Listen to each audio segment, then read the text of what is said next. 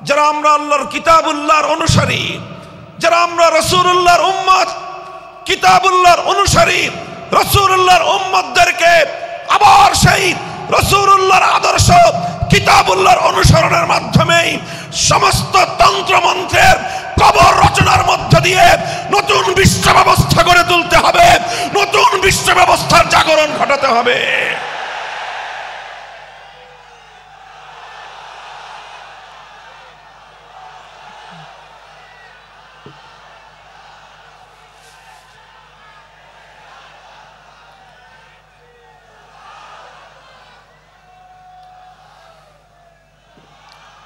মুহতারাম হাজিরিন, রাসূল আকরাম সাল্লাল্লাহু আলাইহি ওয়াসাল্লাম যেই 4 কর্মসূচির মাধ্যমে পৃথিবীর আমূল পরিবর্তন ঘটিয়েছিলেন, আমি আবারও স্মরণ করিয়ে দিচ্ছি।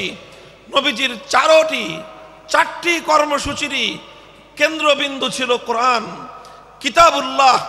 কিতাবুল্লাহকে কেন্দ্র করে রাসূলুল্লাহর সারা জীবনের সমস্ত দায়িত্ব পালিত হয়েছে। প্রথম দায়িত্ব ছিল আল্লাহর পয়গম্বরের, রব্বানা ওয়াবাস ফীহিম রাসূলাম মিনহুম ইয়াতলু আলাইহিম আয়াতিক। 1 নম্বর দায়িত্ব ছিল আল্লাহর মহান কিতাব কিতাবুল্লাহ, কোরআনে কারীমকে তেলাওয়াত করে শোনানো, কোরআনের তেলাওয়াতের সুমধুর ঝংকার তুলে এই মানবতার হৃদয় গহীনের মধ্যে, মানুষের হৃদয় গহীনে বিপ্লবের বীজ অঙ্কুরিত করা, বিপ্লবের বীজ রোপণ করা, জাহেলিয়াতের বিরুদ্ধে আলোর বিচ্ছুরণ ঘটানোর জন্য অন্ধকারের কুহেলিকা ভেদ করে আলোর বিচ্ছুরণ ঘটানোর জন্য মুহাম্মদুর রাসূলুল্লাহ সাল্লাল্লাহু আলাইহি ওয়াসাল্লাম সর্বপ্রথম যেই কর্মসূচি আল্লাহর পক্ষ থেকে প্রাপ্ত হলেন, সেই কর্মসূচির নাম হলো তেলাওয়াতে কিতাবুল্লাহ, তথা আল্লাহর কোরআনে পাকের তেলাওয়াতের মূর্ছনার মাধ্যমে, কোরআনে পাকের তেলাওয়াতের ঝংকারের মাধ্যমে সমস্ত জাহেলিয়াত এবং অন্ধকারের ভীত শুদ্ধ প্রকম্পন তৈরি করা। প্রথম দায়িত্ব ছিল তেলাওয়াতে কিতাবুল্লাহ, আল্লাহর কোরআনের তেলাওয়াত, কোরআনের রিসাইটিং, কোরআনের রিডিং পড়া, কোরআনের পাঠ। এক কথায় বলতে গেলে তেলাওয়াত কিতাবিল্লাহ।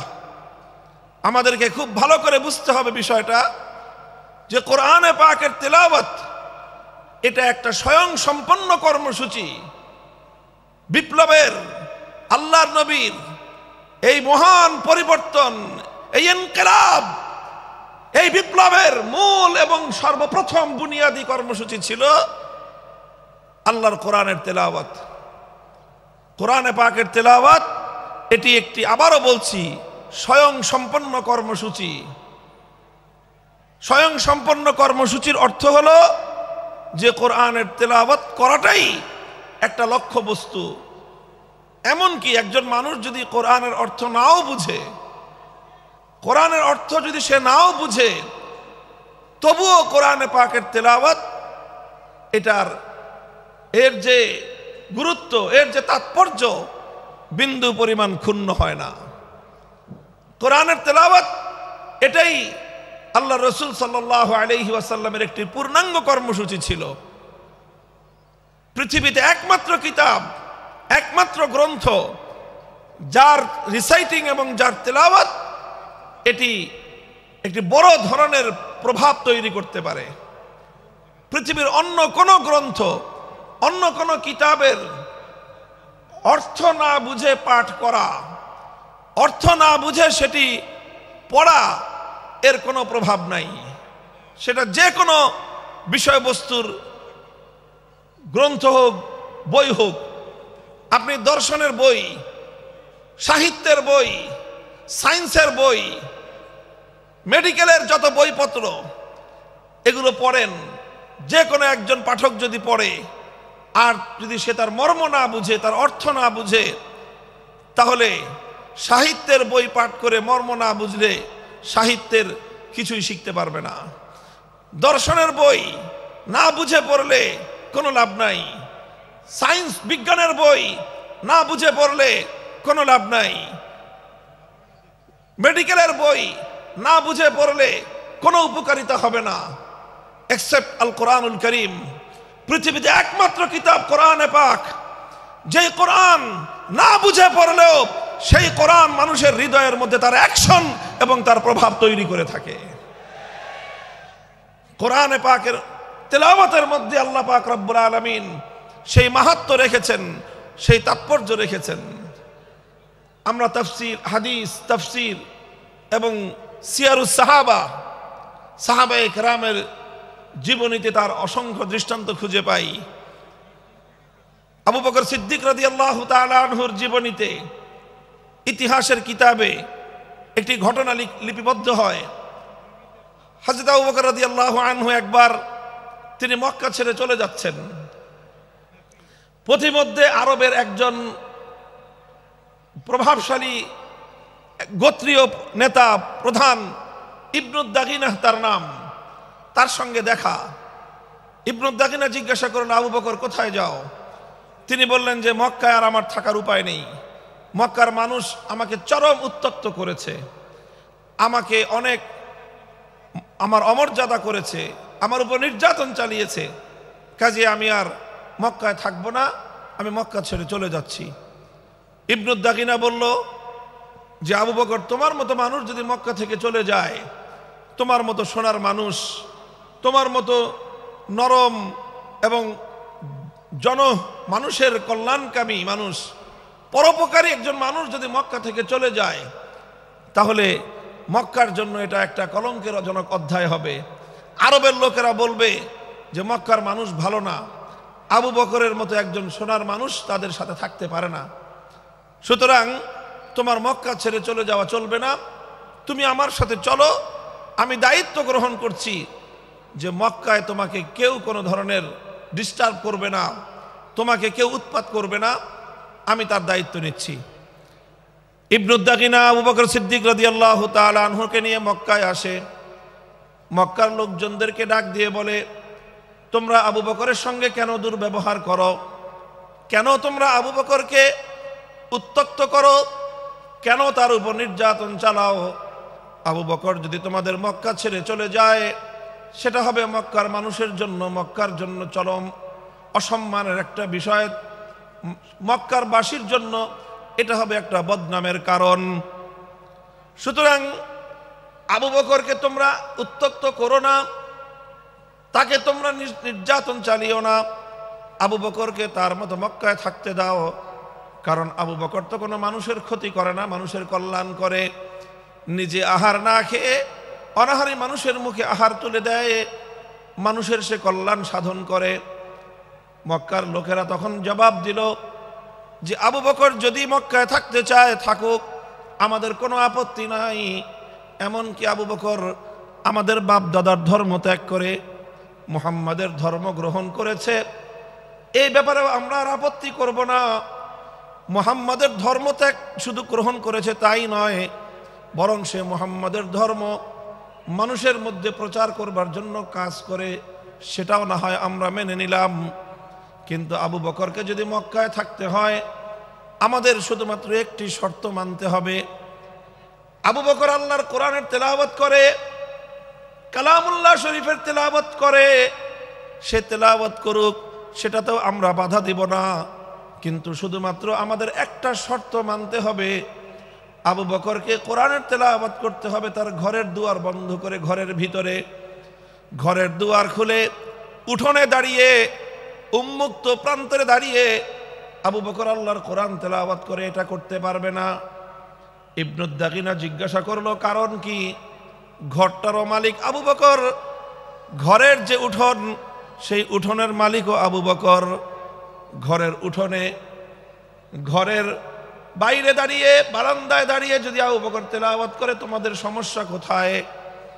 মক্কার লোকেরা তখন জবাব দিল যে আবু বকর যখন ঘরের বাইরে উন্মুক্ত উঠোনে দাঁড়িয়ে আবেগ মাখা কণ্ঠে আল্লাহর কোরআনে পাকের তেলাওয়াত করতে থাকে, তখন আবু বকর সিদ্দিকের এই কোরআনের তেলাওয়াত এটা মন্ত্রমুগ্ধের মতো, এটা চুম্বকের মতো আমাদের মানুষগুলোকে আকর্ষণ করতে থাকে। এমনকি আমরা ঘরের মধ্যে আমাদের ছোট্ট ছোট্ট শিশুদেরকে পর্যন্ত দড়ি দিয়ে বেঁধে রাখতে পারি না। বাদ ভাঙ্গা জোয়ারের মতো আবু বকরের কোরআনের তেলাওয়াত এটা লোহাকে যেমন চুম্বক আকর্ষণ করে টেনে নেয়, আবু বকরের তেলাওয়াতে কোরআন এভাবেই আমাদের ছোট ছোট শিশু বাচ্চাদেরকে, আমাদের ছোট ছোট শিশুদেরকে পর্যন্ত আবু বকরের দিকে, কোরআনের তেলাওয়াতের দিকে আকৃষ্ট করে টেনে নিয়ে আসে। কোরআন তেলাওয়াত করুক, আপত্তি নাই, কিন্তু এমন ভাবে তেলাওয়াত করতে হবে যেন আমাদের মানুষের কর্ণকুহরে কোরআনের তেলাওয়াতের আওয়াজ পৌঁছতে না পারে। মুহতারাম হাজিরিন, ইতিহাস বলে এভাবেই শুধু আল্লাহর কোরআনের তেলাওয়াত এটাই সর্বপ্রথম মক্কার কায়েমি স্বার্থবাদীদের জাহিলিয়াতের ভিত শুদ্ধ কাঁপিয়ে দিয়েছিল। কোরআনের তেলাওয়াতের মধ্যে আল্লাহ পাক রব্বুল আলামিন সেই অ্যাকশন এবং সেই প্রভাব রেখে দিয়েছেন, সেই তাসির রেখে দিয়েছেন। বলেন সুবহানাল্লাহ। আজ কোরআনে পাকের তেলাওয়াত আমরা ছেড়ে দিয়েছি, ভুলে গিয়েছি। খুবই স্বল্প পরিমাণ মানুষ উম্মতের মধ্য থেকে আল্লাহর কোরআনে পাকের বিশুদ্ধ তেলাওয়াত করতে পারে। কোরআনের সেই তেলাওয়াতের সেই পরিবেশ আবার জিন্দা করা চাই। যারা ইসলামী সমাজ গঠন করতে চায়, যারা জাহিলিয়াতকে দূর করে অন্ধকারকে তিরোহিত করে আলোকবর্তিকা প্রজ্বলিত করতে চাই, দিকে দিকে মানুষের কানে কানে প্রতিটি ঘরে ঘরে আল্লাহর কোরআনের তেলাওয়াতের সুরের মূর্ছনায় এই জাহিলিয়াতের কবর রচনা করবার বিপ্লব শুরু করতে হবে।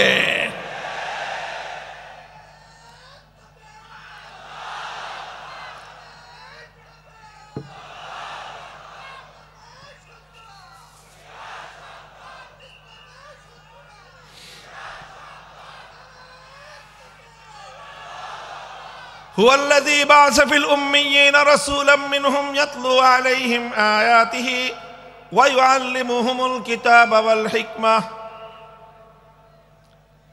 নবী আকরাম সাল্লাল্লাহু আলাইহি ওয়াসাল্লামের এক নম্বর কর্মসূচি ছিল তেলাওয়াতে কালামে পাক, তেলাওয়াতে কিতাবুল্লাহ। আলহামদুলিল্লাহ, আজকের সমাজেও মাদ্রাসাগুলোর মধ্যে, শিক্ষা প্রতিষ্ঠানগুলোর মধ্যে, বিশেষ করে মক্তব এবং তাহফিজুল কোরআন বিভাগ, হিফজ বিভাগে এই বিশুদ্ধ তেলাওয়াতের চর্চা চলছে। আমরা আজকের এই 5ই আগস্ট পরিবর্তিত বিপ্লবোত্তর বাংলার এই মাটিতে একটা স্পষ্ট আহ্বান জানাতে চাই, একটা দাবি তুলতে চাই। গোটা বাংলার 18 কোটি তাওহীদি জনতার এক কণ্ঠে আওয়াজ তুলতে চাই। আমাদের জাতীয় শিক্ষা ব্যবস্থায় প্রতিটি স্কুলে, প্রাইমারি স্কুলে আমার সন্তানদেরকে জাতীয় শিক্ষা ব্যবস্থার অন্তর্ভুক্ত করে বিশুদ্ধ কোরআন তেলাওয়াত শিক্ষার ব্যবস্থা করতে হবে। যদি স্কুলগুলোতে আমাদের সোনামণিদেরকে আল্লাহর কোরআনের সঠিক শিক্ষা, তেলাওয়াত শিক্ষা দেওয়া শুরু হয়, এই আমার বাংলাদেশকে আর কোন শক্তি বিপদগামী করতে পারবে না, বিপদগামী করতে পারবে না ইনশাআল্লাহ।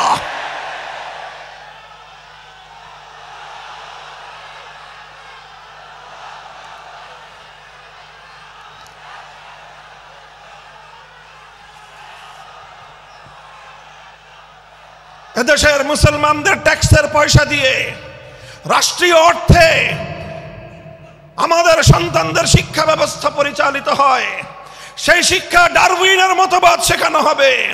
সেই শিক্ষা ব্যবস্থায় সেখানে নানা ধরনের গাঁজাখুরি গল্প শেখানো হবে। সেখানে বিবর্তনবাদের মতো চরম বিতর্কিত, অগ্রহণযোগ্য মতবাদ শিক্ষা দেওয়ার নামে সভ্য যুগে অসভ্যতা এবং বর্বরতার শিক্ষা দেওয়া হবে। ট্রান্সজেন্ডারের মতো চরম বিতর্কিত শিক্ষা দেওয়া হবে। সেখানে বৈষম্যের মতো এই সকল শিক্ষা দীক্ষার মাধ্যমে একটি অসভ্য পাশ্চাত্যের উলঙ্গ, অর্থ উলঙ্গ সমাজ তৈরি করার যে অপচেষ্টা নতুন বাংলাদেশ সেটা বরদাস্ত করবে না, সেটা বরদাস্ত করা যাবে না।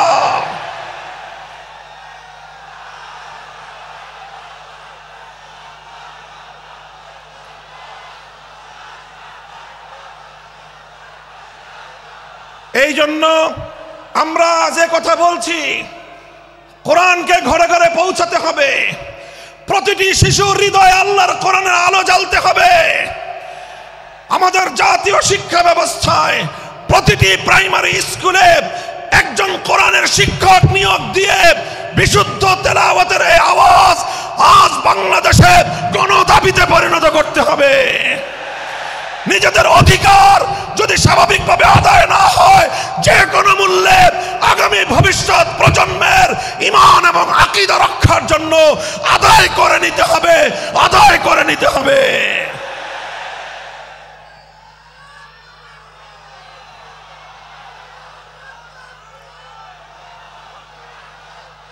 মুহতারাম হাজিরিন, এখানে বিভিন্ন শ্রেণী পেশার মানুষ রয়েছেন, আইন শৃঙ্খলা রক্ষাকারী বাহিনীর ভাইয়েরা রয়েছেন, গোয়েন্দা সংস্থার লোকেরা রয়েছেন, এখানে বিভিন্ন শিক্ষা প্রতিষ্ঠানের শিক্ষক শিক্ষিকা মহোদয় রয়েছেন, অনেক শিক্ষা প্রতিষ্ঠানের পরিচালক মণ্ডলীর সদস্যরা রয়েছেন। আপনারা সকলেই বিবেচনা করে দেখুন যে এত কিছু শিক্ষা দেওয়া হয়, এতগুলো সাবজেক্ট পড়ানো হয়, এত শিক্ষক শিক্ষিকা জাতীয় শিক্ষা ব্যবস্থার শিক্ষাঙ্গনগুলোতে রাষ্ট্রীয়ভাবে প্রতিপালিত হয়, তাদের সকলের আয়োজন হয়, অথচ কোটি কোটি কচি কাঁচা শিক্ষার্থীদের জন্য জাতীয় শিক্ষা ব্যবস্থায় আল্লাহর কোরআনের বিশুদ্ধ তেলাওয়াতটুকু শিক্ষা দেওয়া হলো না। একটি মুসলিম জাতি হিসেবে আমাদের জন্য এর চেয়ে দুঃখজনক, এর চেয়ে লজ্জাজনক আর কোনো বিষয় থাকতে পারে না। এমন বাংলাদেশ দেখার জন্য শরীয়তুল্লাহরা রক্ত দেয় নাই, এমন বাংলাদেশ দেখার জন্য তিতুমিররা বাঁশের কেল্লা গড়ে নাই। আমাদেরকে অনেক বঞ্চিত করা হয়েছে, আমাদেরকে বিপদগামী করার জন্য জাতীয় আন্তর্জাতিক আভ্যন্তরীণ এবং বহির শত্রুরা একযোগে অনেক ষড়যন্ত্র করেছে। এবার সমস্ত ষড়যন্ত্রের জাল ছিন্ন করবার সময় এসেছে। আমরা সকলেই যদি যার যার জায়গা থেকে এই আওয়াজ উঠাই যে সব শিক্ষা থাকতে পারবে, সমস্ত কিছু শিখবে আমাদের শিক্ষার্থীরা, প্রাইমারি লেভেলে অন্তত বিশুদ্ধ তেলাওয়াতের শিক্ষা থাকবে না কেন? আল্লাহ পাক রব্বুল আলামিন আমাদের এই ঈমানি দাবি উপলব্ধি করে এই রাষ্ট্র ব্যবস্থাকে যথাযথ পদক্ষেপ গ্রহণ করার তৌফিক দান করুন। এটা ছিল প্রথম কর্মসূচির কথা বলছিলাম। ইয়াতলু আলাইহিম আয়াতিক, এমন একজন পয়গম্বর যেই পয়গম্বরের প্রথম কর্মসূচি হবে আল্লাহর কোরআনকে তেলাওয়াত করে শোনানো, কোরআনে পাকের রিসাইটিং, কোরআনের পাঠ, কোরআনের রিডিং পড়ে শোনানো। এটাই হলো একটা বৈপ্লবিক কর্মসূচি। রাসূল আকরাম সাল্লাল্লাহু আলাইহি ওয়াসাল্লামের দ্বিতীয় কর্মসূচির কথা আল্লাহর কোরআন বলছে, ওয়া ইউআল্লিমুহুমুল কিতাব, যেই কোরআনের তেলাওয়াত হলো, যে কোরআন পড়ে শোনানো হলো, এক নম্বর কর্মসূচির মাধ্যমে কোরআনকে তেলাওয়াত করে মানুষের কানে কানে পৌঁছে দেয়া হলো। এরপরে দ্বিতীয় কর্মসূচির শুরু হলো। দ্বিতীয় কর্মসূচিটা হলো ওয়া ইউআল্লিমুহুমুল কিতাব, যেই কোরআনকে তুমি তেলাওয়াত করেছো, ওগো আমার নবী, এবার এ জাতিকে তুমি কোরআনে পাকের মর্ম বোঝাও, কোরআনের অর্থ বোঝাও, কোরআনের উদ্দেশ্য বোঝাও, কোরআনের ব্যাখ্যা বোঝাও। তাফসীরের মাধ্যমে মানুষের কাছে আল্লাহর মেসেজ এবং আল্লাহ পাকের পয়গামগুলো বিশ্ব মানব জাতির কাছে তুলে ধরো। রাসূল আকরাম সাল্লাল্লাহু আলাইহি ওয়াসাল্লামের দ্বিতীয় দফা কর্মসূচির শিরোনাম হলো তালিমুল কিতাব, অর্থাৎ আল্লাহর কিতাবের মর্ম এবং তার ব্যাখ্যা শিক্ষা প্রদান করা। আল্লাহর নবী পবিত্র কোরআনে পাককে এভাবেই ব্যাখ্যা করে শিখিয়েছেন, মানুষকে বুঝিয়েছেন, কোরআনের অর্থ বুঝিয়েছেন, কোরআনের এক একটা শব্দ শব্দ করে আল্লাহর নবী এই উম্মতের সামনে তার মর্ম ব্যাখ্যা করেছেন। আল্লাহর নবী কোরআনে পাককে বোঝাতে গিয়ে যেই কথাগুলো বলেছেন, কিয়ামত পর্যন্ত আল্লাহর নবীর সেই কথাগুলোই হাদিসে রাসূল হিসেবে উম্মতে মুহাম্মাদিয়ার কাছে সংরক্ষিত এক মহান মূল্যবান আমানত।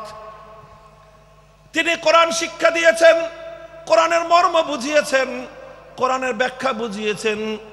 আল্লাহ পাক রব্বুল আলামিন মানব জাতিকে লক্ষ্য করে কি মেসেজ পাঠিয়েছেন, কি বার্তা তিনি দিয়েছেন, সেই বার্তা আর আল্লাহর সেই পয়গামগুলো নবী আকরাম সাল্লাল্লাহু আলাইহি ওয়াসাল্লাম মানুষকে বুঝিয়েছেন। এটা হলো আল্লাহর নবীর 2 নম্বর কর্মসূচি। 1 নম্বর কর্মসূচির শিরোনাম হলো তেলাওয়াতে কিতাব। সবাই বলেন 1 নম্বর কর্মসূচি হলো তেলাওয়াতে কিতাব। বলেন 1 নম্বর কর্মসূচি কি? 2 নম্বর কর্মসূচি হলো তালিমে কিতাব। বলেন 2 নম্বর কর্মসূচি কি? তালিমে কিতাব। 1 নম্বর ছিল তেলাওয়াতে কিতাব, 2 নম্বর হলো তালিমে কিতাব। তেলাওয়াতে কিতাবের অর্থ হলো শুধু কোরআন পড়া, বুঝুক বা না বুঝুক কোনো সমস্যা নাই। বুঝে পড়লেও সওয়াব হবে, না বুঝে পড়লেও সওয়াব হবে। বুঝে পড়লেও হৃদয়ে প্রভাব তৈরি করবে, না বুঝে পড়লেও হৃদয়ে প্রভাব তৈরি করবে। আল্লাহর কোরআন একমাত্র গ্রন্থ যার প্রতিটি অক্ষরের মধ্যে আল্লাহ পাক রব্বুল আলামিন এক অসাধারণ এবং এক অসম্ভব রকম শক্তি দিয়ে আল্লাহ প্রতিটি অক্ষরকে নাজিল করেছেন। 2 নম্বর তেলাওয়াত, 2 নম্বর কর্মসূচি হলো তালিমে কিতাব। 1 নম্বর কর্মসূচির মাধ্যমে যেই কোরআনকে তেলাওয়াত করা হলো, 2 নম্বর কর্মসূচির মাধ্যমে এবার সেই কোরআনের মর্ম এবং তার ব্যাখ্যা শিক্ষা দেওয়া হবে। আল্লাহর রাসূল সাল্লাল্লাহু আলাইহি ওয়াসাল্লাম উম্মতকে 23 বছরে একটা একটা অক্ষর করে তার মর্ম শিক্ষা দিয়েছেন। সাহাবায়ে কেরাম আল্লাহর নবীর কাছ থেকে কোরআনের মর্মগুলো শিখেছেন শুধুমাত্র আরবি ভাষার মাধ্যমে। আরবের সাহাবীরা আল্লাহর কোরআনকে যথাযথ বুঝতে পারেন নাই। আরবি ভাষার মাধ্যমে অনেক জায়গায় তারা উল্টো বুঝেছেন। আল্লাহর উদ্দেশ্য তারা উদ্ধার করতে পারেননি, আল্লাহর মর্ম তারা উপলব্ধি করতে পারেননি। বরং আল্লাহর কোরআনের অর্থ বুঝতে গিয়ে সাহাবায়ে কেরামকে, আরবের মানুষকে প্রতিটি পদে পদে আল্লাহর পয়গম্বর মুহাম্মদুর রাসূলুল্লাহ সাল্লাল্লাহু আলাইহি ওয়াসাল্লামের দ্বারস্থ হতে হয়েছে। আর আল্লাহর নবী প্রতিটি আয়াতকে উম্মতের সামনে এভাবে ব্যাখ্যা করে করে বুঝিয়ে দিয়েছেন। বুঝা গেল কথা? আপনারা রিপ্লাই দিয়েন, কথা বুঝতে পারলেন? তাহলে কোরআনে পাকের রাসূলুল্লাহ সাল্লাল্লাহু আলাইহি ওয়াসাল্লামের 1 নম্বর কর্মসূচি ছিল তেলাওয়াতে কিতাব। 2 নম্বর কর্মসূচি কি ছিল? তালিমে কিতাব। কি ছিল? তালিমে কিতাব। এটা ছিল 2 নম্বর কর্মসূচি। তালিমে কিতাবের অর্থ হলো আল্লাহ যা কিছু বলেছেন তার মর্ম, তার উদ্দেশ্য, তার ব্যাখ্যা, এটাকে এক্সপ্লেইন করে, এটাকে বিস্তারিত বিবরণের মাধ্যমে মানুষকে বুঝিয়ে দেওয়া, উম্মতকে বুঝিয়ে দেয়া, আল্লাহর বান্দাদেরকে বুঝিয়ে দেয়া। আল্লাহ এজন্যই বলেছেন ওয়া আনজালনা ইলাইকায যিকরা লিতুবাইয়িনা লিন-নাসি মা নুযিলা ইলাইহিম ওয়া লাআল্লাহুম ইয়াতাফাক্কারুন। ওগো আমার নবী, আমি আমার এই মহাগ্রন্থ কোরআনে পাক আপনার কাছে নাজিল করেছি। পাহাড়ের উপর আমি অবতীর্ণ করি নাই, আসমানের উপর আমি অবতীর্ণ করি নাই, বাইতুল্লাহর উপর আমি অবতীর্ণ করি নাই, অন্য কোনো কিছুর উপর আমি আমার এই কোরআনকে অবতীর্ণ করি নাই। আমার এই কোরআন আমি আপনার নিকট এজন্যই নাজিল করেছি কারণ আপনার ব্যাখ্যা ছাড়া এই উম্মত এবং এই বিশ্ববাসী আল্লাহর কালামকে পরিপূর্ণভাবে এর অর্থ কোনোদিন এর অর্থ বুঝতে পারবে না, এর মর্ম উদ্ঘাটন করতে পারবে না। এজন্য নবীর 2 নম্বর কর্মসূচি হলো কোরআনে পাকের ব্যাখ্যা বুঝানো। তিনি আলহামদুলিল্লাহ সেই ব্যাখ্যা বুঝিয়েছেন, তিনি সেই মর্ম শিখিয়েছেন। আলহামদুলিল্লাহ আজও উম্মতের মধ্যে কোরআনের অর্থ বোঝানোর প্রক্রিয়া অব্যাহত আছে। মাদ্রাসা শিক্ষার মাধ্যমে এদেশের সোনার সন্তানদেরকে 10 বছরের দীর্ঘ কারিকুলামের মাধ্যমে কোরআনের ব্যাখ্যা শেখানো হয়। 5 বছরের কারিকুলামের মাধ্যমে তাদেরকে কোরআনের তেলাওয়াত শেখানো হয়েছে। এরপরে 10 বছরের শিক্ষা কারিকুলামের মাধ্যমে তাদেরকে কোরআনের ব্যাখ্যা শেখানো হয়। আর এভাবে ওলামায়ে কেরাম তাফসীর গ্রন্থ লিখে লিখে, কোরআনে পাকের অনুবাদ গ্রন্থ লিখে লিখে মানুষের কাছে কোরআনের পয়গাম পৌঁছে দেওয়ার মাধ্যমে কোরআনের ব্যাখ্যা এবং মর্ম জাতির কাছে পৌঁছে দেওয়ার চেষ্টা করেছেন।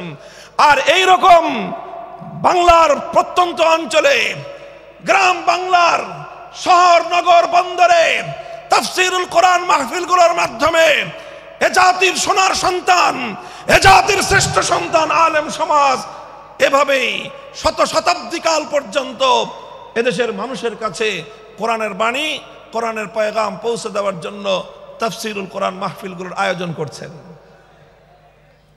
এটা গেল দ্বিতীয় দফা কর্মসূচি। কাজেই কোরআনের মর্ম বুঝার দরকার আছে না নাই? এটা বড় আশ্চর্যজনক বিষয়, বড় দুঃখজনক মর্মান্তিক একটা বিষয় আছে। বহু মানুষ, বহু ভাই বোন আমাদের মাঝে এমন খুঁজে পাওয়া যাবে, অনেক কিছু তারা পড়াশোনা করেছেন জীবনে, অনেক পড়াশোনা করেছেন, রাজনীতি নিয়ে পড়াশোনা করেছেন, অর্থনীতি নিয়ে পড়াশোনা করেছেন, সাহিত্য নিয়ে পড়াশোনা করেছেন, দর্শন নিয়ে পড়াশোনা করেছেন, নভেল নাটক পড়ার তো কোনো ইয়ত্তা নাই। কত ধরনের পড়াশোনা, একাডেমিক পড়াশোনা, একাডেমির বাইরে বিভিন্ন পাঠ্যপুস্তকের বাইরে কত কিছুর পড়াশোনা অনেক মানুষ আমরা করি। কিন্তু বহু মানুষ, আল্লাহর অনেক এমন বান্দা, আল্লাহর নবীর এমন অনেক উম্মত রয়ে গিয়েছে, জীবনের 60, 70, 80 বছর বয়সে অন্তত একবারের জন্য হলেও আল্লাহর কোরআনের সূরাতুল ফাতিহার আলহামদুলিল্লাহ থেকে সূরাতুন নাসের মিনাল জিন্নাতি ওয়ান নাস পর্যন্ত পূর্ণ কোরআনে পাকের ব্যাখ্যা তো দূরের কথা, অনুবাদটুকু একবার কেউ পড়ে দেখে নাই। এমন মানুষ সমাজে আছে না নাই? বলেন আছে না নাই? আমি মনে করি যারা এই কাজটুকু আমরা করি নাই, তারা আমরা আল্লাহর পক্ষ থেকে আমাদের প্রতি নাজিলকৃত আল্লাহর সর্বশ্রেষ্ঠ নিয়ামত আল্লাহর কোরআন কিতাবুল্লাহর সঙ্গে আমরা বিশ্বাসঘাতকতা করেছি, চরম দায়িত্বহীনতার পরিচয় দিয়েছি।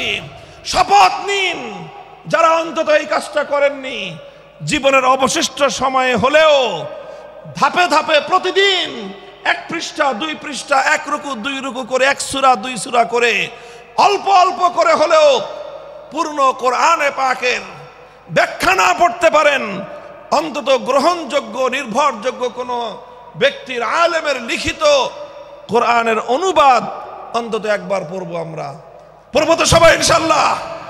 কারা কারা পড়বেন বলেন তো? আল্লাহ পাক কবুল করেন।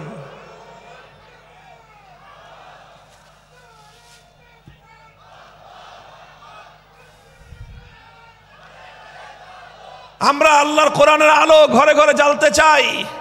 ঘরে ঘরে জ্বালার আগে অন্তত প্রথম আমাদের হৃদয়ে গহীনে আল্লাহর কোরআনের আলো জ্বালতে হবে। প্রতিটি মুসলমান কোরআনের তেলাওয়াত শেখার চেষ্টা করতে হবে। দ্বিতীয়ত, কোরআনের মর্ম বোঝার জন্য তালিমে কিতাবের কর্মসূচির আওতায় আমাদের আসতে হবে।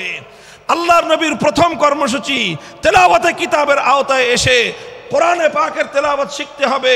কোরআনে পাকের দ্বিতীয় কর্মসূচি, রাসূলুল্লাহর দ্বিতীয় কর্মসূচি তালিমে কিতাবের আওতায় এসে অন্তত জীবনে একবার হলেও পবিত্র কোরআনে পাকের অনুবাদ ফার্স্ট টু লাস্ট, আগা গোড়া একবার অন্তত আপনারা অধ্যয়ন করুন। আমি আত্মবিশ্বাসের সঙ্গে বলতে পারি, একজন মানুষ যদি মনোযোগ সহকারে পূর্ণ কোরআনে পাক একবার অনুবাদ পাঠ করে, কোরআন তার হৃদয়ের গহীনে এমন প্রভাব তৈরি করতে পারবে, পৃথিবীতে আর কোনো কিছু তার হৃদয়ে এত গহীন প্রভাব তৈরি করতে পারবে না ইনশাআল্লাহ। এটা গেল দ্বিতীয় দফা কর্মসূচি। 3 নম্বর কর্মসূচি হলো আল্লাহর পয়গম্বরের ওয়া ইউআল্লিমুহুমুল কিতাবা ওয়াল হিকমাহ, তালিমে হিকমত। 3 নম্বর কর্মসূচি হলো তালিমে হিকমত। কি বললাম বলেন তো? তালিমে হিকমত বলেন সবাই, তালিমে হিকমত। 1 নম্বর কর্মসূচি ছিল তেলাওয়াতে কিতাব, 2 নম্বর কর্মসূচি ছিল তালিমে কিতাব। আল্লাহর নবীর 3 নম্বর কর্মসূচি হলো তালিমে হিকমত। 3 নম্বর কর্মসূচি কি? জোরে বলেন।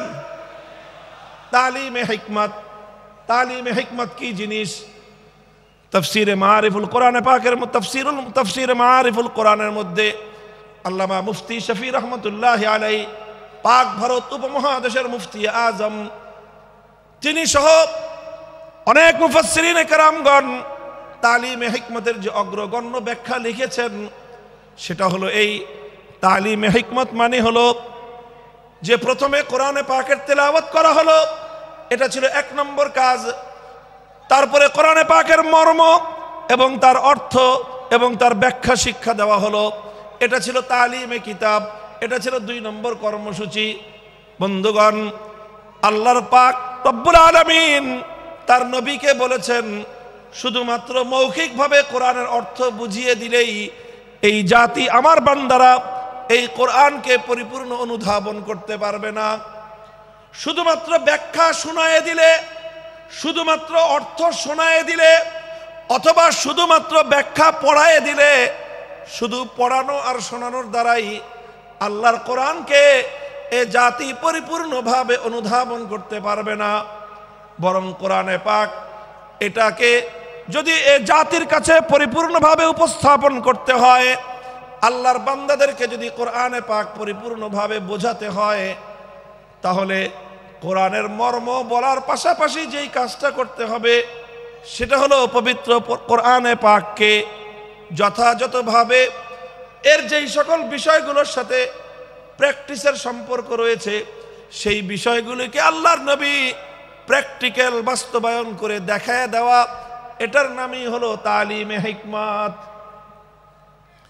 অর্থাৎ কোরআন এটা শুধুমাত্র থিওরিটিক্যাল কোনো গ্রন্থ নয়, এটার থিওরি যতটা উপলব্ধি করতে হয়, থিওরিগুলো যতটা মন আত্মস্থ করতে হয়, থিওরিটা যতভাবে বুঝতে হয়, পাশাপাশি কোরআনকে বুঝতে হলে তার তৃতীয় যে কর্মসূচি সেটা হলো প্র্যাকটিক্যাল ভাবেই কোরআনকে বুঝতে হবে। আপনারা যারা জেনারেল শিক্ষায় শিক্ষিত, বিশেষ করে যাদের সায়েন্স ব্যাকগ্রাউন্ড, তারা খুব ভালো করে জানেন যে সায়েন্সের বিশেষ করে এই যে আপনার সায়েন্সের যে অনেকগুলো সাবজেক্ট রয়েছে, পদার্থবিজ্ঞান, তারপরে আরো অন্যান্য অনেকগুলো সাবজেক্ট যেগুলো শুধুমাত্র বই পড়ায় দিলে শিক্ষার্থীরা পরিপূর্ণভাবে উপলব্ধি করতে পারে না, বরং তার প্র্যাকটিক্যাল করতে হয়। মেডিকেলে তো এই বিষয়টা আরো চরমভাবে এটা বাস্তব বিষয় যে মেডিকেলের কোনো বিষয় শুধুমাত্র শিক্ষক শিক্ষিকারা লেকচার দিয়ে স্টুডেন্টদেরকে বুঝিয়ে দিতে পারে না। শুধুমাত্র লেকচার শুনে, বই পড়ে কোনো একজন ছাত্র কোনোদিন ডাক্তার হতে পারে না। লেকচার শুনতে হয়, বই এবং শীট পড়তে হয়, পাশাপাশি প্রত্যেকটা বিষয়ের জন্য এখানে প্র্যাকটিক্যাল করার জন্য ল্যাবরেটরি থাকে।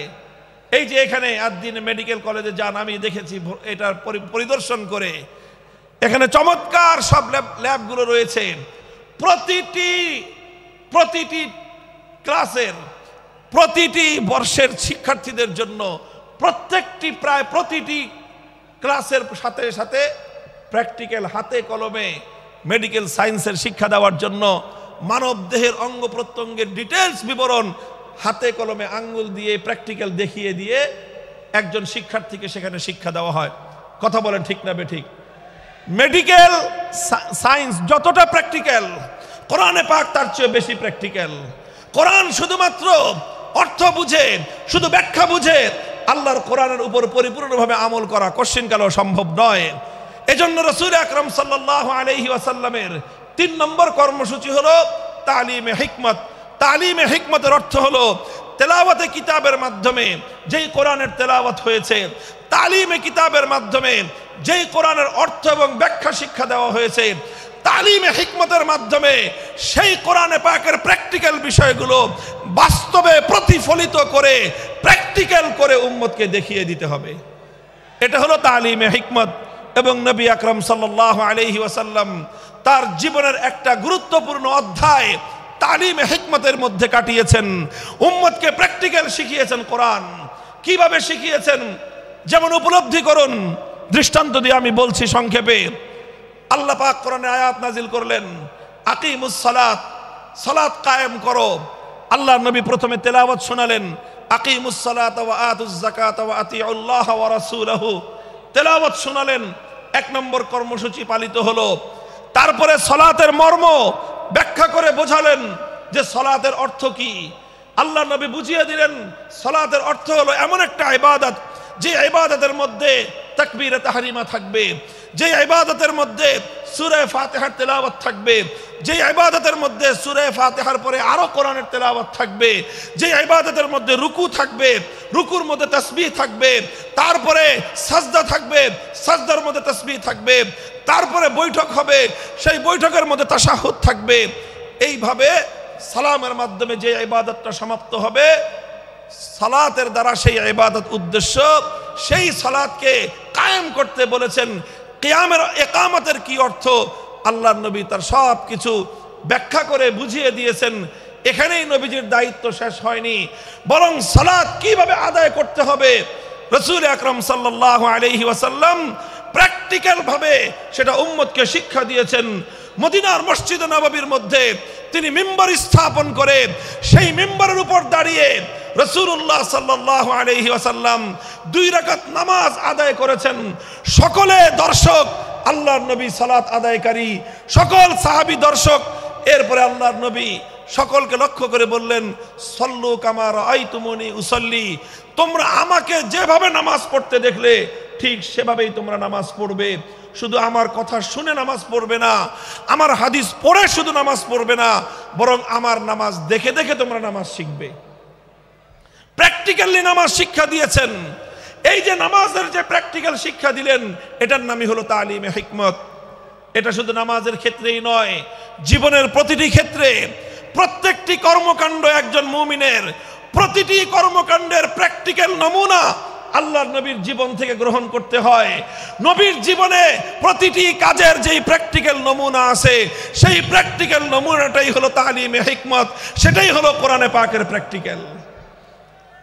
আল্লাহর নবীর উপর কোরআনে আয়াত নাজিল হলো, আস-সারিকু ওয়াস-সারিকাতু ফাকতাউ আইদিয়াহুমা জাযাআম বিমা কাসাবা নাকালাম মিনাল্লাহ ওয়াল্লাহু আজিজুন হাকীম। আয়াত নাজিল হলো, নবীজি তেলাওয়াত করে শোনালেন, 1 নম্বর দায়িত্ব পালন হলো। তারপরে চুরি, চোর নারী হোক পুরুষ হোক, সেই চোরের সংজ্ঞা শিখালেন যে মানুষ কখন চোর সাব্যস্ত হয়, কতটুকু সম্পদ কিভাবে চুরি করলে এটা কোরআনে পাকের ভাষায় চুরি বলে সাব্যস্ত হবে। তারপরে সেই চুরির অপরাধ সাব্যস্ত হতে হলে কি লাগবে আল্লাহর নবী সেটাকে ব্যাখ্যা করে বোঝালেন। ব্যাখ্যা করে শুধু মৌখিকভাবে বুঝিয়ে দিয়েই আল্লাহর নবীর দায়িত্ব ক্ষান্ত হয়নি, বরং যখন জমিনের মধ্যে চুরির অপরাধ যখন সংগঠিত, সেই অপরাধ সংগঠিত হওয়ার পর আল্লাহর কিতাবের ব্যাখ্যা অনুযায়ী, আল্লাহর কোরআনের নির্দেশ অনুযায়ী তিনি প্র্যাকটিক্যাল ভাবে চুরির শাস্তি প্রয়োগ করে দুনিয়াবাসীকে দেখিয়ে দিয়েছেন যে এই আয়াতের প্র্যাকটিক্যাল কিভাবে করতে হয়। আল্লাহ বলেছেন, চোর যদি চুরি করে ধরা পড়ে, নারী হোক বা পুরুষ হোক, যদি সংরক্ষিত স্থান থেকে কোনো মানুষ অন্যের অন্তত 10 দিরহাম মূল্যমানের কোনো সম্পত্তি সংরক্ষিত স্থান থেকে যদি চুরি করে, আর সেই চুরির অপরাধ যদি যথাযথ নির্ভরযোগ্য সাক্ষীর মাধ্যমে আদালতের সামনে প্রমাণিত হয়ে যায়, ফাকতাউ আইদিয়াহুমা, নির্দেশ হলো আল্লাহর, তখন সেই চোর নারী বা পুরুষের হাত কেটে দাও। আল্লাহর নবী শুধুমাত্র কোরআনের এই আয়াতের তেলাওয়াত করে দায়িত্ব ক্ষান্ত করেননি, শুধু এই আয়াতের মর্ম বুঝিয়ে দায়িত্ব ক্ষান্ত করেননি, বরং যখন এই অপরাধ সংগঠিত হয়েছে, আল্লাহর নবী দ্বিধাহীন চিত্তে তিনি এই আয়াত প্রয়োগ করে দুনিয়াবাসীকে দেখিয়ে দিয়েছেন কিভাবে আল্লাহর আইন আল্লাহর জমিনে বাস্তবায়ন করতে হয়। বুখারী শরীফের হাদিসের কিতাবের মধ্যে বর্ণিত হয়, আল্লাহর নবী যখন মক্কা বিজয় করলেন, মক্কা বিজয়ের পরপর একটা চুরির ঘটনা ঘটলো মক্কা নগরীতে। চুরির ঘটনায় অপরাধী বলে চিহ্নিত হলো একজন সম্ভ্রান্ত মানুষ, একজন নারী মানুষ, মহিলা মানুষ। সে চুরি করে ধরা পড়েছে। নাম হলো তার ফাতেমা, গোত্র হলো তার বনু মখজুম, ফাতেমায়ে মখজুমিয়া বলা হয়। বনু মখজুম হলো আরবের কুরাইশ বংশের মধ্যেও অত্যন্ত সম্ভ্রান্ত একটা পরিবার, যেই পরিবার থেকে স্বয়ং আল্লাহর নবীর দাদির জন্ম হয়েছিল, নবীর রক্তের সঙ্গে সংশ্লিষ্ট, নবীজির পরিবারের সদস্য, নবীর দাদির পরিবারের সদস্য ফাতেমা মখজুমিয়া চুরি করে ধরা পড়ল।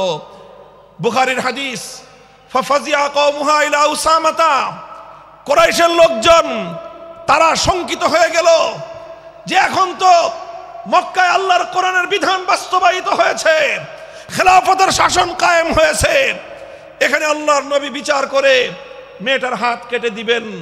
যদি মেয়েটার হাত কাটা যায়, একটা মেয়ের হাত কাটা যাবে, পুরা বংশের নাক কাটা যাবে।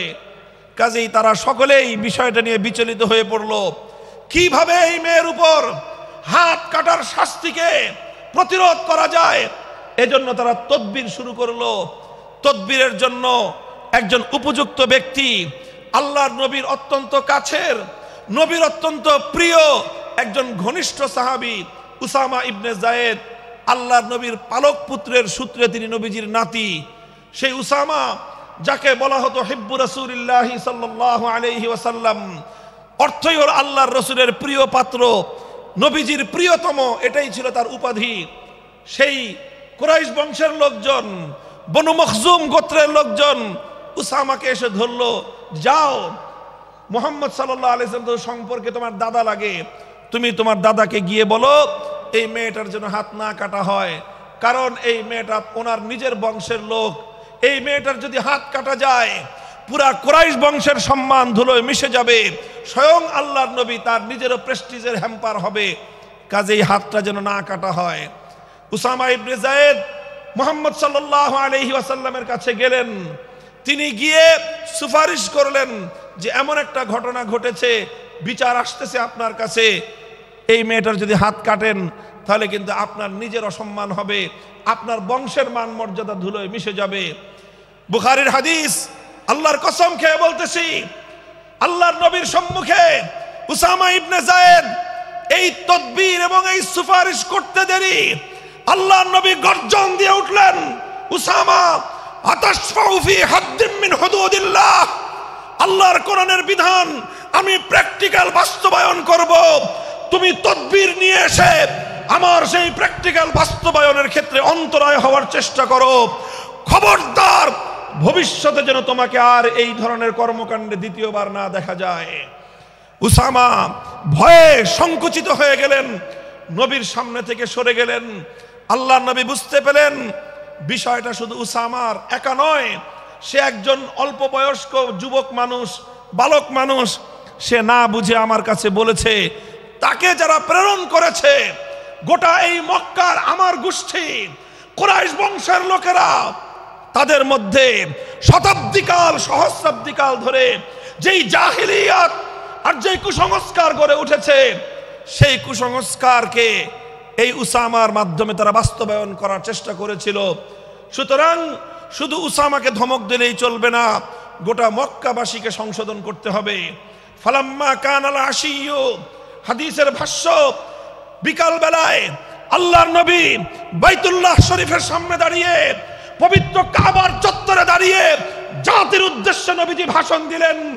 মক্কা বিজয়ী মহাবীর আখেরি নবী বিশ্ব নবী মুহাম্মদুর রাসূলুল্লাহ সাল্লাল্লাহু আলাইহি ওয়াসাল্লাম, মক্কা রাষ্ট্রের রাষ্ট্রনায়ক, তিনি জাতির উদ্দেশ্যে ভাষণ দিচ্ছেন। পৃথিবীর অনেক নেতা, অনেক প্রধানমন্ত্রী, অনেক রাষ্ট্রনায়ক, অনেক বিশ্ব নেতা বিশ্ব মানব জাতির উদ্দেশ্যে ভাষণ দিয়েছে, আর আল্লাহর নবীও একজন লিডার হিসেবে, একটি জাতির কর্ণধার হিসেবে জাতির উদ্দেশ্যে তিনি ভাষণ দিচ্ছেন। কম্পেয়ার করা দরকার, নবীর ভাষণ থেকে বিশ্ব নেতাদের, জাতীয় নেতাদের শিক্ষা গ্রহণ করা উচিত। আল্লাহর নবী বললেন, লক্ষ্য করে শুনুন, বাইতুল্লাহকে সামনে রেখে পবিত্র কাবা শরীফের চত্বরে নবীজি লক্ষ্য করে বললেন, ইন্নামা হালাকা মান কানা ক্বাবলাকুম ইযা সারাকা ফীহিমুদ দাঈফ আকামু আলাইহিল হাদ ওয়া ইযা সারাকা ফীহিমুশ শরীফ তারাকুহু। হে আমার জাতি, শুনে রাখো, পৃথিবী থেকে অনেক সম্প্রদায়, অনেক জাতি, অনেক কওমকে আল্লাহ পাক রব্বুল আলামিন ধ্বংস করে দিয়েছেন। তাদের ধ্বংসের পিছনে একটা বড় কারণ ছিল, একটা অপরাধে তাদেরকে আল্লাহ ধ্বংস করে দিয়েছেন। সেই অপরাধটা ছিল ইজা সারাকা ফীহিমুজ যায়ীফ আকামু আলাইহিল হাদ ওয়া ইজা সারাকা ফীহিমুশ শরীফ তারাকুহু। যখন তাদের সম্প্রদায়ের মধ্যে কোনো সম্ভ্রান্ত লোক, কোনো প্রভাবশালী লোক, কোনো ক্ষমতাবান লোক যখন অপরাধ করত, যখন কোনো প্রভাবশালী লোক অপরাধ করত, কোনো নেতা, কোনো নেতার আপনজন, কোনো মন্ত্রী, কোনো মন্ত্রীর আত্মীয় স্বজন, কোন সরকারি দলের লোকজন, কোন টাকা পয়সাওয়ালা, কোন বড় লোক, কোন প্রভাবশালী ব্যক্তি, কোন সম্ভ্রান্ত ব্যক্তি যখন অপরাধ করত, তখন সেই সম্ভ্রান্ত ব্যক্তির উপর তারা আইনের শাসন প্রয়োগ না করে তারা বিষয়টাকে চেপে যেত, তার উপর আইন প্রয়োগ না করে, শাস্তি বিধান বাস্তবায়ন না করে তাদেরকে ছেড়ে দেওয়া হতো।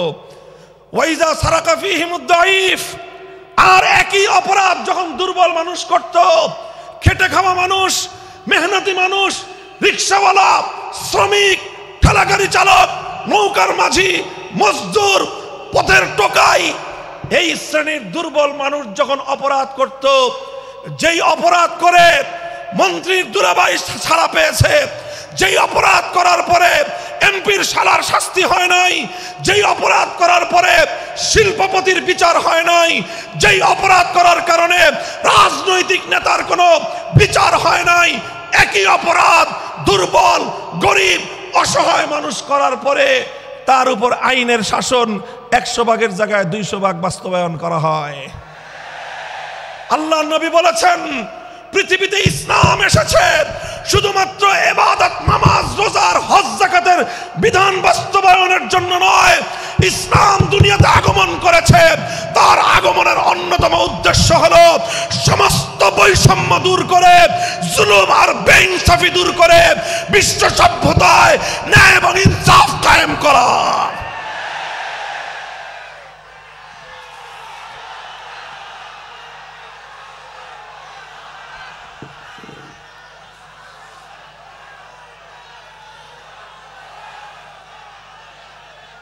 মনে রাখবেন, বৈষম্যহীন সমাজ গড়া এটা শুধু বৈষম্য বিরোধী ছাত্র নেতৃবৃন্দের দায়িত্ব নয়। বৈষম্যহীন সমাজ গড়া এটা শুধুমাত্র বৈষম্য বিরোধী ছাত্র নেতৃবৃন্দের দায়িত্ব নয়। বৈষম্যহীন সমাজ গড়া সর্বপ্রথম আল কোরআনের সৈনিকদের দায়িত্ব। বৈষম্যহীন সমাজ গড়া সর্বপ্রথম আল্লাহর নবীর সত্যিকার উম্মতদের দায়িত্ব। ওঠো, দাঁড়াও, হাত মুষ্টিবদ্ধ করো, সমাজ থেকে সকল বৈষম্যের কবর রচনা করবার শপথ নাও।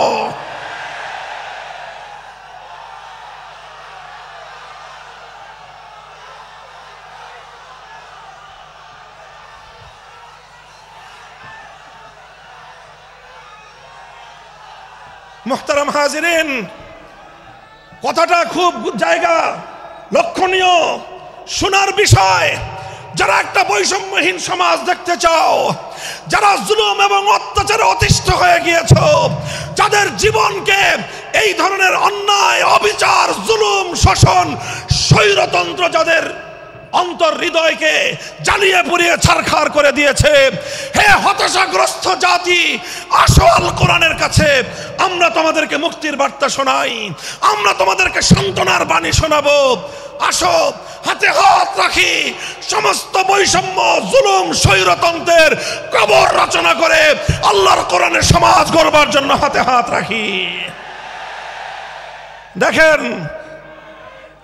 আল্লাহ পাক রব্বুল আলামিন যুগে যুগে যত নবী রাসূল প্রেরণ করেছেন, যুগে যুগে যত আসমানি কিতাব আল্লাহর পক্ষ থেকে অবতীর্ণ হয়েছে, কেন হয়েছে? শুধুমাত্র মুসল্লিদের সমাজ গড়বার জন্য নয়, শুধুমাত্র রোজাদার সমাজ গড়ার জন্য নয়। অবশ্যই কোরআন এবং কিতাব নাজিল হয়েছে নামাজের জন্য, অবশ্যই কোরআন এবং কিতাব নাজিল হয়েছে রোজা, হজ, যাকাত সহ আল্লাহ পাকের যাবতীয় বিধান সমাজে বাস্তবায়ন করার জন্য। তবে একমাত্র এটাই উদ্দেশ্য নয়, বরং সমস্ত কিতাব, সমস্ত নবী রাসূল দুনিয়াতে আগমন করার অন্যতম একটা মৌলিক লক্ষ্য। কোরআনে পাকের সূরাতুল হাদীদ থেকে তেলাওয়াত করেন, অর্থ বুঝেন, মর্ম বুঝার চেষ্টা করেন। লাকাদ আরসালনা রুসুলানা বিল বায়িনাতি ওয়াল হুদা ওয়া আনজালনা মাআহুমুল কিতাবা ওয়াল মিজান লিয়াকুমান নাসু বিল কিসত। আল্লাহ কোরআন বলছে যে আমি নবী রাসূল পাঠিয়েছি, আসমান থেকে যুগে যুগে কিতাব নাজিল করেছি। এই সব কিছুর অন্যতম একটা উদ্দেশ্য হলো লিয়াকুমান নাসু বিল কিসতি।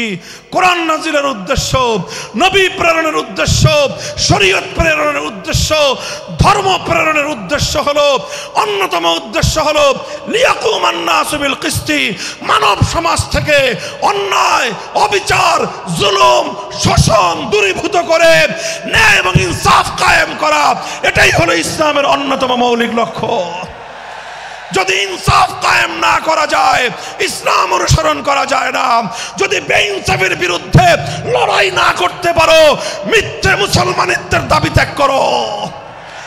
তুমি যদি ইনসাফের জন্য যুদ্ধ করতে না পারো, তুমি যদি বৈষম্যের বিরুদ্ধে লড়াই করার হিম্মত না রাখো, মুসলমানের মিথ্যা দাবি করা ভণ্ডামি ছাড়া কিছুই নয়।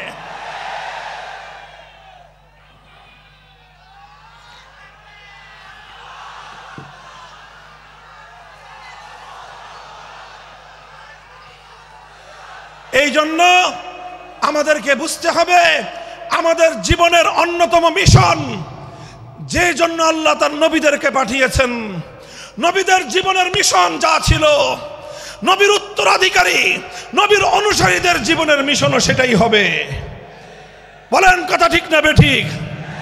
যে পথে গিয়েছে নবীদের জীবন, সে পথে যাবে আমাদের জীবন। যেটা ছিল নবীদের ভীষণ, সেটাই হবে আমাদের ভীষণ। যদি এটাই হয় সত্য কথা, এটাই যদি হয় শপথ, তবে বৈষম্যহীন সমাজ গড়বার জন্য যা করতে হয় তাই করা আমার আর তোমার জিম্মাদারি। যদি সেজন্য আমাদেরকে ঘাম ঝরাতে হয়, ঘাম ঝরানো আমাদের দায়িত্ব। আর যদি সেজন্য চোখের অশ্রু দিতে হয়, চোখের অশ্রু দেওয়া আমাদের দায়িত্ব। যদি সম্পদের কোরবানি করতে হয়, মাল সম্পদের কোরবানি করা, সেটাই আমাদের জীবনের দায়িত্ব এবং উদ্দেশ্য। আর সর্বোপরি যদি একটি বৈষম্যহীন সমাজ গড়বার জন্য শাহাদাতের রক্ত দিতে হয়, আবু সাঈদদের মতো বৈষম্যের বিরুদ্ধে বুক পেতে দিয়ে জীবন দেওয়ার জন্য শপথ নিতে হবে।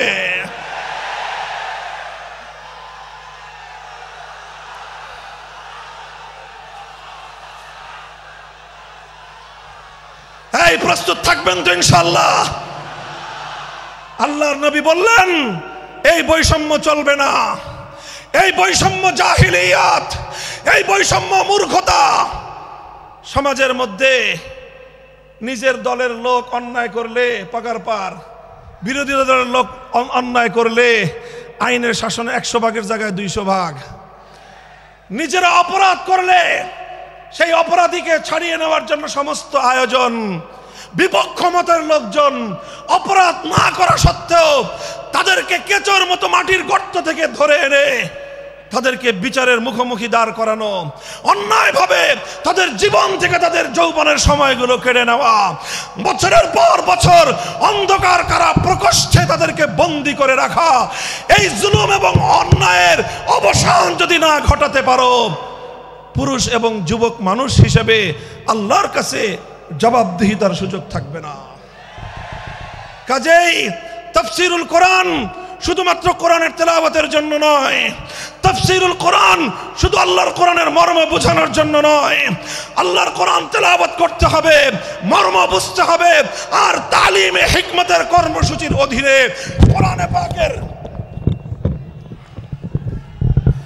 কোরআনে পাকের এক একটা আয়াত, কোরআনের এক একটা বিধান আল্লাহর জমিনে বাস্তবায়ন করার জন্য আমাদের জীবন যৌবনের বাজি লাগায় দিতে হবে, বাজি লাগায় দিতে হবে ইনশাআল্লাহ।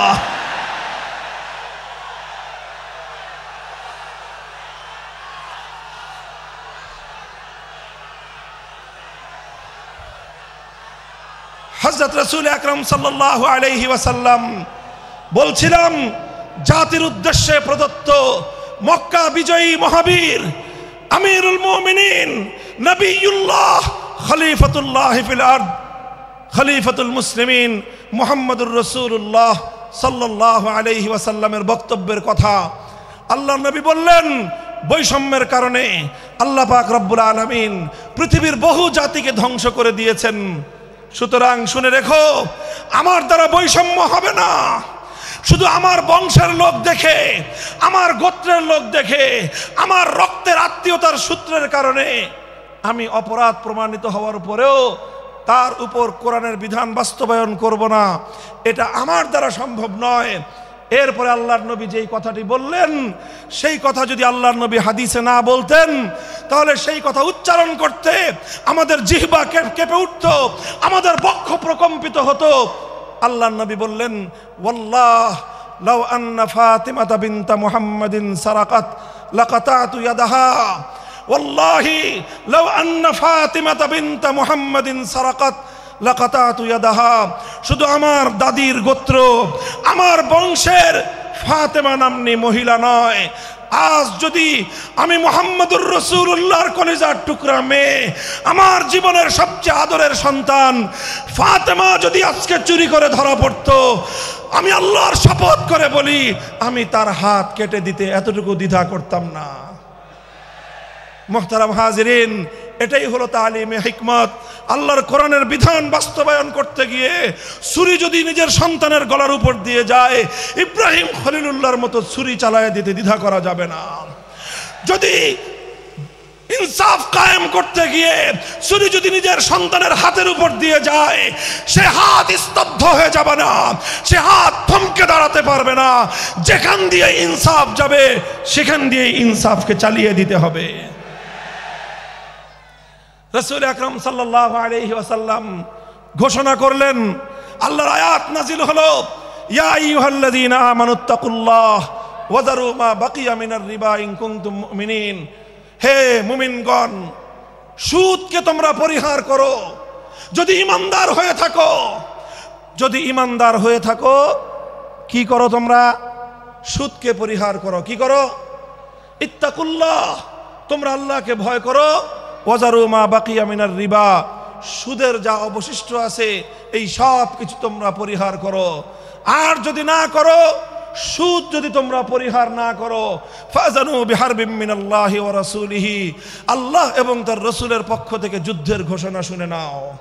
হে জাতি, হে মুসলিম সম্প্রদায়, আমরা তোমাদের কাছে পয়গাম পৌঁছে দিতে চাই, আল্লাহর উপর বিশ্বাসী জাতি, আল্লাহর নবীর উপর আস্থাশীল জাতি কোনোদিন সুদি কারবার করতে পারে না। সুদ ভিত্তিক অর্থ ব্যবস্থা দিয়ে তাদের সমাজ চলতে পারে না। আল্লাহর উপর বিশ্বাসীদের সমাজ যদি হয় সুদ ভিত্তিক, তার অর্থ হলো রাত দিন আল্লাহ এবং তার রাসূলের সঙ্গে তারা যুদ্ধে লিপ্ত। যেই মুসলিম জাতি আল্লাহর সাহায্য নিয়ে বিশ্বব্যাপী বিজয়ী হওয়ার স্বপ্ন দেখে, সে মুসলিম জাতি যদি স্বয়ং আল্লাহর সঙ্গে যুদ্ধে লিপ্ত থাকে, তাদের জীবনেও কল্যাণ এবং বিজয় আসার সম্ভাবনা নাই।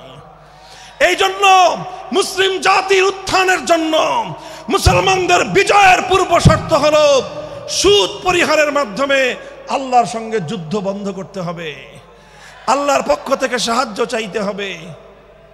কোরআনের আয়াত, সূরা বাকারার আয়াত, এই আয়াত নাজিল হওয়ার পরে আল্লাহর নবী শুধু তেলাওয়াত করে দায়িত্ব ক্ষান্ত করেন নাই, শুধু সুদের মর্ম বুঝিয়ে নিজের দায়িত্ব ক্ষান্ত করেন নাই।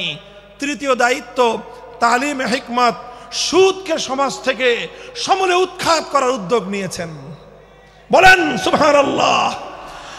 শুধু আলোচনা করে বক্তৃতা দিয়ে নবীর দায়িত্ব শেষ হয় নাই, শুধুমাত্র তাফসীর করে দিয়ে নবীর দায়িত্ব ক্ষান্ত হয় নাই, বরং এক একটা বিধান, আল্লাহর এক একটা আয়াত কিভাবে সমাজে বাস্তবায়ন করা লাগে, করা যায়, নবীজি প্র্যাকটিক্যাল ভাবে তার উদ্যোগ গ্রহণ করেছেন।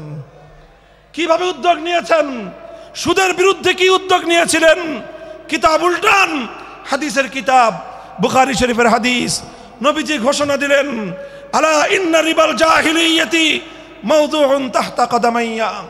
জাহিলিয়াতের যুগে যত সুদের কারবার চলতো, ইসলাম এবং আল কোরআনের সমাজ গড়বার পর সেই জাহিলি যুগের রীতি, সুদ ভিত্তিক অর্থ ব্যবস্থা মুসলিম সমাজে আর থাকতে পারে না। নবীজি বললেন, সুদের কবর রচনা করলাম আমি আমার পায়ের নিচে। আল্লাহ নবী আক্ষরিক অর্থে কথা বললেন, আমি আমার পায়ের নিচে সুদের কবর রচনা করলাম। এরপরে আল্লাহ নবী ঘোষণা দিলেন, অনেকে আছো তোমরা যারা আগে কুফরির জমানায় জাহিলিয়াতের যুগে সুদের উপর লগ্নি করেছো, সুদের উপর মানুষকে ঋণ দিয়েছো, সুদী মহাজন যারা সুদের ভিত্তিতে মানুষকে টাকা দিয়েছো, এই রকম কাজ কারবার যারা করত, সেই যুগে তাদের মধ্যে একজন ছিলেন স্বয়ং আল্লাহর নবীর চাচা হযরত আব্বাস বিন আব্দুল মুত্তালিব রাদিয়াল্লাহু আনহু। মক্কার ঘরে ঘরে আব্বাস রাদিয়াল্লাহু আনহু মানুষের কাছে ঋণ টাকা দিতেন, টাকা পাওনা ছিল এবং সকল টাকা লগ্নি করা ছিল, বিনিয়োগ করা ছিল সুদের ভিত্তিতে। আল্লাহর নবী ঘোষণা করলেন, জাহেলি যুগের সমস্ত সুদ আমি আল্লাহর নবী মওকুফ ঘোষণা করলাম। সর্বপ্রথম যেই সুদ আমি মাফ ঘোষণা করলাম সেটা হলো আমার চাচা আব্বাসের সুদ। কাউকে আমার চাচার কাছ থেকে যারা ঋণ নিয়েছিল কেউ আর আমার চাচার সুদ দিতে হবে না, শুধুমাত্র মূল পুঁজিটা ফেরত দিবে। সুদ আজ থেকে কবর রচনা করা হলো। হে মুসলমান, যেই সুদের কবর রচনা করে সেই কবরের উপর ইসলামের বিজয়ের বুনিয়াদ কায়েম হয়েছিল, ইসলামের বিজয়ের কেতন উড়েছিল।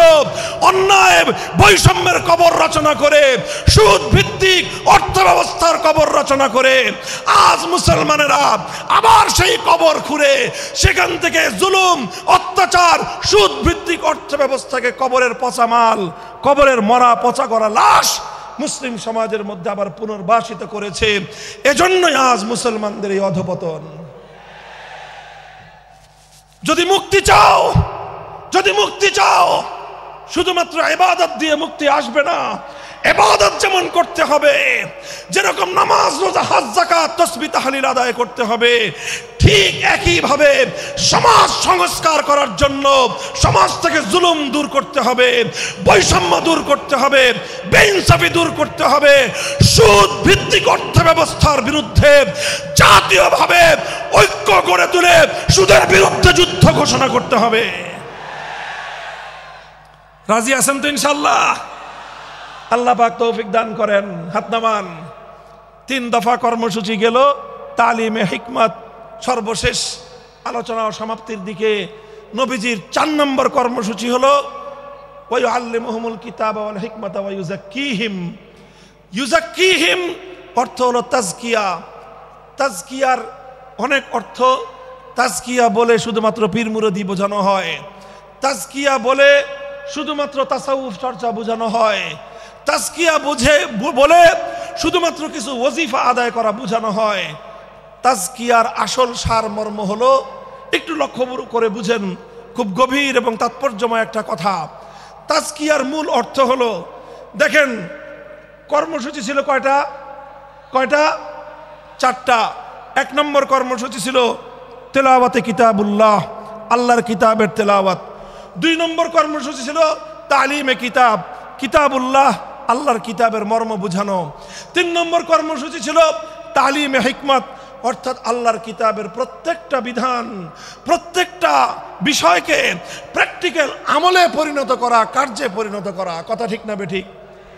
3 নম্বর কর্মসূচি হলো শুধু আমলে পরিণত করাই দায়িত্ব শেষ নয়, বরং আমলে পরিণত করার পরেও আরো অগ্রসর হতে হবে। 4 নম্বর কর্মসূচি হলো আল্লাহর কোরআনকে নিজের আখলাক এবং নিজের চরিত্রে পরিণত করা। কোরআনকে চরিত্রে পরিণত করা, কোরআনের চরিত্র অর্জন করা। কোরআন যে আখলাকের কথা বলেছে, কোরআন যেই চরিত্রের কথা বলেছে, সেই কোরআনই চরিত্র যখন একজন মানুষ গঠন করতে পারে, এটাকেই বলা হয় তাজকিয়া। এটার নামই হলো তাসাউফ। মুহতারাম হাজিরিন, আল্লাহর নবী নিজের জীবনে 100% আল্লাহর কোরআনকে নিজের চরিত্রে পরিণত করতে পেরেছিলেন। এই জন্য যদি কেউ জিজ্ঞাসা করে আল্লাহর নবীর সিরাত কি, নবীর জীবনীটা কি, বলেন তো? সবচেয়ে সংক্ষিপ্ত অথচ সবচেয়ে পূর্ণাঙ্গ জবাব হলো, কি বললাম? সবচেয়ে সংক্ষিপ্ত অথচ সবচেয়ে পূর্ণাঙ্গ। নবীর জীবন সম্পর্কে সবচেয়ে সংক্ষিপ্ত এবং সবচেয়ে পূর্ণাঙ্গ বর্ণনা হলো কানা খুলুকুহু আল কোরআন, আমার নবীর চরিত্র ছিল কোরআন। কোরআন যা বলেছে নবীর চরিত্রে সেটা বাস্তবায়িত হয়েছে, নবীর আখলাকে সেটা বাস্তবায়িত হয়েছে। নবীজির কথাবার্তা, নবীজির উঠা বসা, নবীজির আচার ব্যবহার, নবীজির প্রত্যেকটা অ্যাক্টিভিটি, এমনকি চিন্তা চেতনা, সব যখন আল্লাহর কোরআন অনুযায়ী তৈরি হয় তখন সেটাকেই বলা হয় তাজকিয়া। আর এটাই হলো কোরআনকে কেন্দ্র করে চতুর্থ কর্মসূচি। মুহতারাম হাজিরিন, আমি আমার আলোচনা এবার সমাপ্তির দিকে টেনে নিয়ে যাই। আসুন আমরা আল্লাহর কোরআনকে সেন্টারে রেখে একটা সমাজ বিনির্মাণের চেষ্টা করি। সেই সমাজ বিনির্মাণের জন্য প্রথম কাজ, ঘরে ঘরে কানে কানে কোরআনের তেলাওয়াতের আওয়াজ পৌঁছে দেই।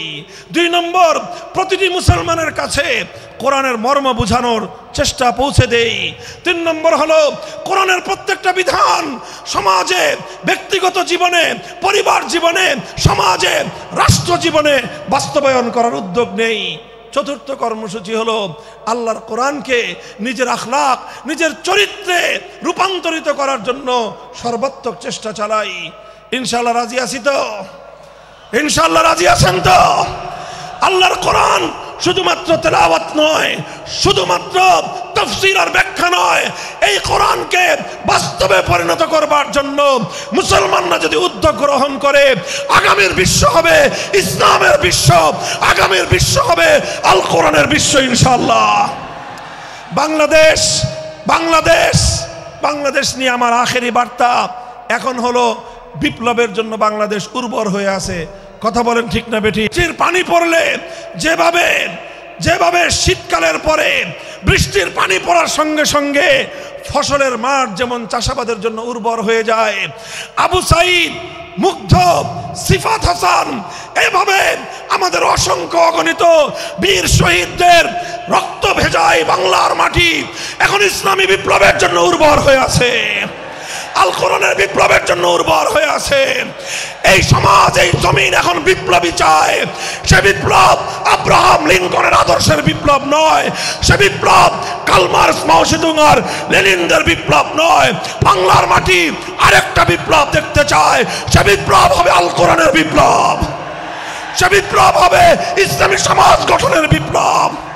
সেই বিপ্লবের জন্য 2000 যুবক নয়, যদি 2 লক্ষ যুবকের তাজা বুকের শাহাদাতের রক্তের প্রয়োজন হয়, সে রক্ত দেওয়ার জন্য শহীদ ঈদগাহে কারা কারা জমায়েত হবে, কারা কারা জমায়েত হবে। হ্যাঁ, এটা শুধু কথার কথা না, শপথ। এটা কথার কথা না, শপথ। এটা অঙ্গীকার। কার সাথে? কার সাথে? ইনশাআল্লাহ এই শপথ এবং অঙ্গীকারের উপর আমরা আমাদের জীবনের অবশিষ্ট সময়গুলো অতিক্রম করার চেষ্টা করব। করবেন তো ইনশাআল্লাহ? আল্লাহ পাক কবুল করুন।